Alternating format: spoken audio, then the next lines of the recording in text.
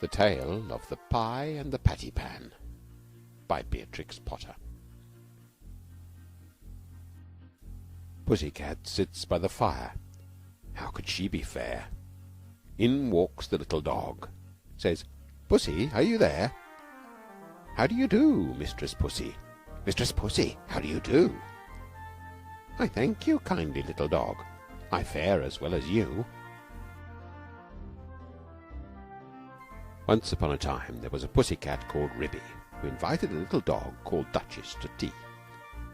"Come in good time, my dear Duchess," said Ribby's letter, "and we will have something so very nice.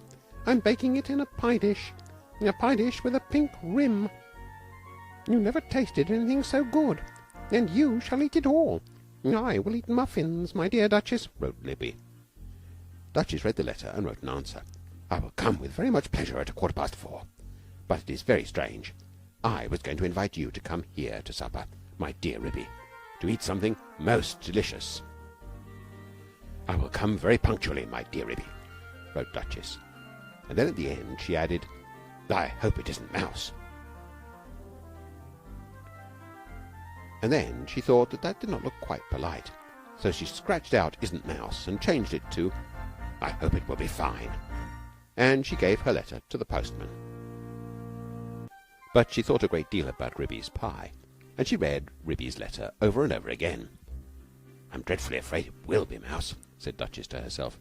"I really couldn't eat mouse pie, and I shall have to eat it because it's a party, and my pie was going to be veal and ham.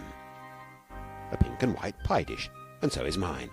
Just like Ribby's dishes, they were both bought at Tabitha Twitchit's." Duchess went into her larder and took the pie off the shelf and looked at it. "It is all ready to put into the oven. Such a lovely pie crust, and I put in a little tin patty pan to hold up the crust, and I made a hole in the middle of it with a fork to let out the steam. Oh, I do wish I could eat my own pie instead of a pie made of mouse." Duchess considered and read Ribby's letter again. "A pink and white pie dish, and you shall eat it all." You means me. Then Ribby is not going to even taste the pie herself. A pink and white pie dish. Ribby is sure to go out to buy the muffins. Oh, what a good idea. Why shouldn't I rush along and put my pie into Ribby's oven when Ribby isn't there? Duchess was quite delighted with her own cleverness. Ribby, in the meantime, had received Duchess's answer, and as soon as she was sure that the little dog could come, she popped her pie into the oven. There were two ovens, one above the other. Some other knobs and handles were only ornamental, and not intended to open. Ribby put the pie into the lower oven. The door was very stiff. "The top oven bakes too quickly," said Ribby to herself. "It is a pie of the most delicate and tender mouse, minced up with bacon, and I have taken out all the bones, because Duchess did nearly choke herself with a fish bone the last time I gave a party. She eats a little fast, rather big mouthfuls. But the most genteel and elegant little dog, infinitely superior company to Cousin Tabitha Twitchit." Ribby put on some coal and swept up the hearth. Then she went out with a can to the well for water to fill the kettle. Then she began to set the room in order, for it was the sitting room as well as the kitchen. She shook the mats out the front door and put them straight. The hearth rug was a rabbit skin. She dusted the clock and the ornaments on the mantelpiece, and she polished and rubbed the tables and chairs. Then she spread a very clean white tablecloth and set out her best china tea set, which she took out of the wall cupboard near the fireplace. The teacups were white with a pattern of pink roses, and the dinner plates were white and blue. When Ribby had laid the table, she took a jug and a blue and white dish and went down the field to the farm to fetch milk and butter. When she came back, she peeped into the bottom oven. The pie looked very comfortable. Ribby put on her shawl and bonnet and went out again with a basket to the village shop to buy a packet of tea, a pound of lump sugar, and a pot of marmalade. And just at the same time, Duchess came out of her house at the other end of the village. Ribby met Duchess halfway down the street, also carrying a basket covered with a cloth. They only bowed to one another. They did not speak, because they were going to have a party. As soon as Duchess got round the corner out of sight, she simply ran straight away to Ribby's house. Ribby went into the shop and bought what she required, and came out after a pleasant gossip with Cousin Tabitha Twitchit. Cousin Tabitha was disdainful afterwards in conversation. A little dog, indeed. As if there were no cats in Salisbury, and a pie for afternoon tea. The very idea, said Cousin Tabitha Twitchit. Ribby went on to Timothy Baker's and bought the muffins. Then she went home. There seemed to be a sort of scuffling noise in the back passage as she was coming in at the front door. I trust that is not that pie. The spoons are locked up, however, said Ribby. But there was nobody there. Ribby opened the bottom oven door with some difficulty and turned the pie. There began to be a pleasing smell of baked mouse. Duchess, in the meantime, had slipped out the back door. It's a very odd thing that Ribby's pie was not in the oven when I put mine in, but I can't find it anywhere. I have looked all over the house. I put my pie into a nice hot oven at the top. I could not turn any of the other handles. I think they're all shams, said Duchess. But I wish I could have removed the pie made of mouse. I cannot think what she's done with it. I heard Ribby coming and had to run out by the back door. Duchess went home and brushed her beautiful black coat, and then she picked a bunch of flowers in her garden as a present for Ribby, and passed the time till the clock struck 4. Ribby, having assured herself by careful search that there was really no one hiding in the cupboard or in the larder, went upstairs to change her dress. She put on a lilac silk gown for the party, and an embroidered muslin apron and tippet. It is very strange, said Libby. I did not think that I left the drawer pulled out. Has someone been trying on my mittens? She came downstairs again and made the tea, and put the teapot on the hob. She peeped again into the bottom oven. The pie had become a lovely brown, and it was steaming hot. She sat down before the fire to wait for the little dog. I'm glad I used the bottom oven, said Ribby. The top one would certainly have been very much too hot. I wonder why that cupboard door was open. Can there really have been someone in the house? Very punctually at 4 o'clock, Duchess started to go to the party. She ran so fast through the village that she was too early, and she had to wait a little while in the lane that leads down to Ribby's house. I wonder if Ribby has taken my pie out of the oven yet, said Duchess. And whatever can have become of the other pie made of mouse?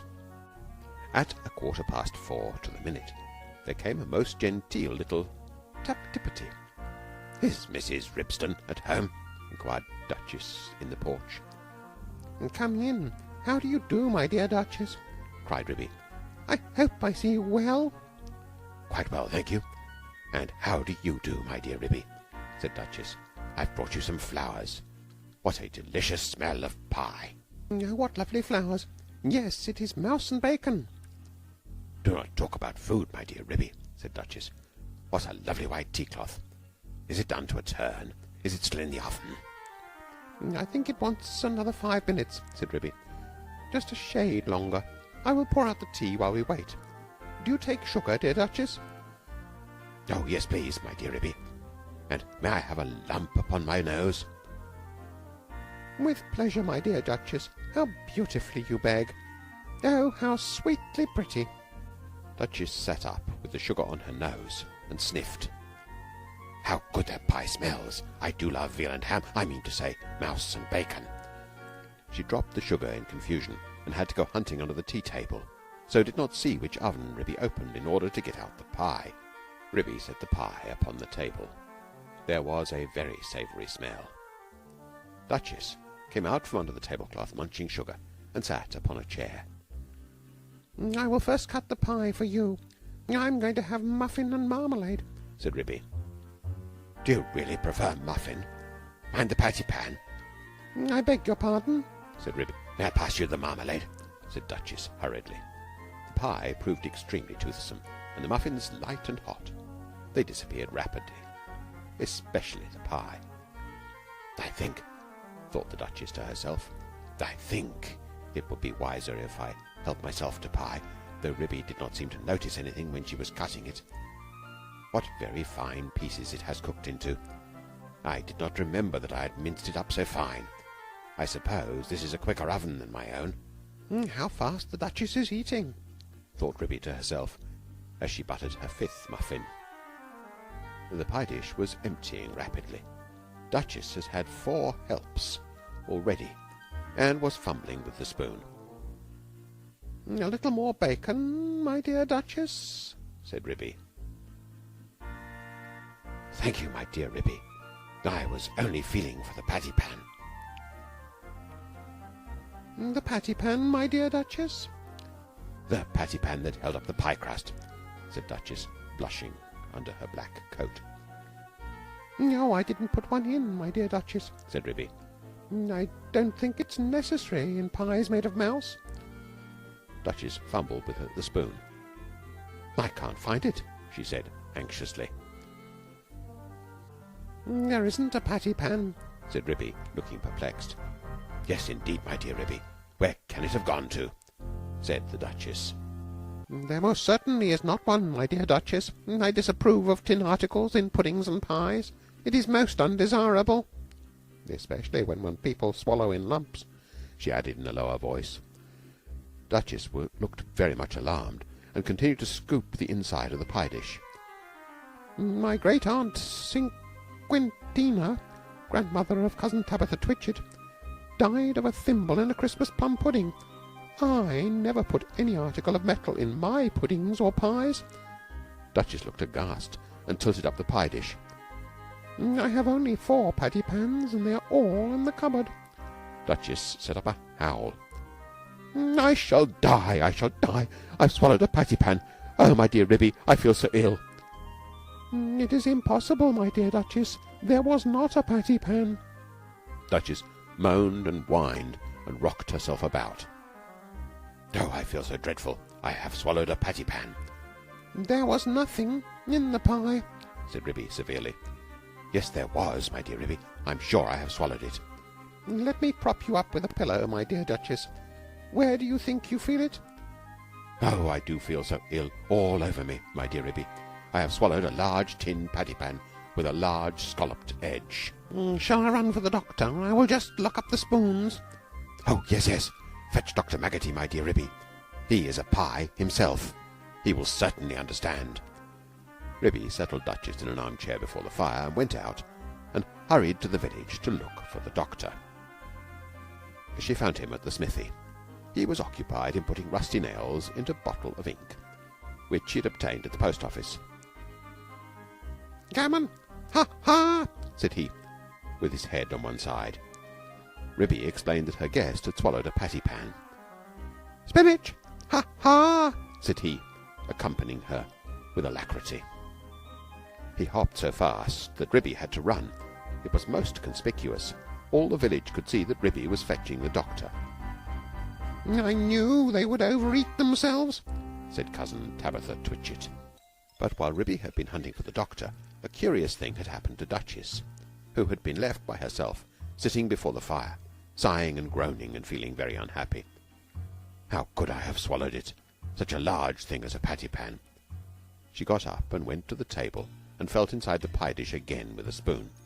No, there is no patty pan. I put one in, and nobody has eaten pie except me. I must have swallowed it. She sat down again and stared mournfully at the grate. The fire crackled and danced, and something sizzled. Duchess started. She opened the door of the top oven. Out came a rich, steamy flavour of veal and ham, and there stood a fine brown pie, and through a hole in the top of the pie crust there was a glimpse of a little tin patty pan. Duchess drew a long breath. Then I must have been eating mouse. No wonder I feel ill. But perhaps I should feel worse if I had really swallowed a patty pan. Duchess reflected. What a very awkward thing to have to explain to Ribby. I think I will put my pie in the backyard and say nothing about it. When I go home, I will run round and take it away. She put it outside the back door and sat down again by the fire and shut her eyes. When Ribby arrived with the doctor, she seemed fast asleep. "Gammon, ha ha!" said the doctor. I am feeling very much better, said Duchess, waking up with a jump. "I am truly glad to hear it. He has brought you a pill, my dear Duchess." I think I should feel quite well if he only felt my pulse, said Duchess, backing away from the magpie, who sidled up with something in his beak. It's only a bread pill. You had much better take it. Drink a little milk, my dear Duchess. Gammon, gammon, said the doctor, while Duchess coughed and choked. Don't say that again, said Ribby, losing her temper. Here, take this bread and jam and get out into the yard. Gammon and spinach, ha, ha, ha, shouted Dr. Maggotty triumphantly outside the back door. I'm feeling very much better, my dear Ribby, said the Duchess. Do you not think I had better go home before it gets dark? Perhaps it might be wise, my dear Duchess. I will lend you a nice warm shawl, and you shall take my arm. I would not trouble you for worlds. I feel wonderfully better. One pill of Dr. Maggotty. Indeed, it is most admirable. If it has cured you of a patty pan, I will call directly after breakfast to ask how you have slept. Ribby and Duchess said good-bye affectionately, and Duchess started home. Halfway up the lane, she stopped and looked back. Ribby had gone in and shut her door. Duchess slipped through the fence, ran round the back of Ribby's house, and peeped into the yard. Upon the roof of the pigsty sat Dr. Maggotty and 3 jackdaws. The jackdaws were eating pie crust, and the magpie was drinking gravy out of a patty pan. Gammon, ha, ha, he shouted when he saw Duchess' little black nose peeping round the corner. Duchess ran home, feeling uncommonly silly. When Ribby came out for a pailful of water to wash up the tea things, she found a pink and white pie dish lying smashed in the middle of the yard. The patty pan was under the pump, where Dr. Maggotty had considerately left it. Ribby stared with amazement. Did you ever see the like? So there really was a patty pan. But my patty pans are all in the kitchen cupboard. Well, I never did. Next time I want to give a party, I will invite Cousin Tabitha Twitchit. The end.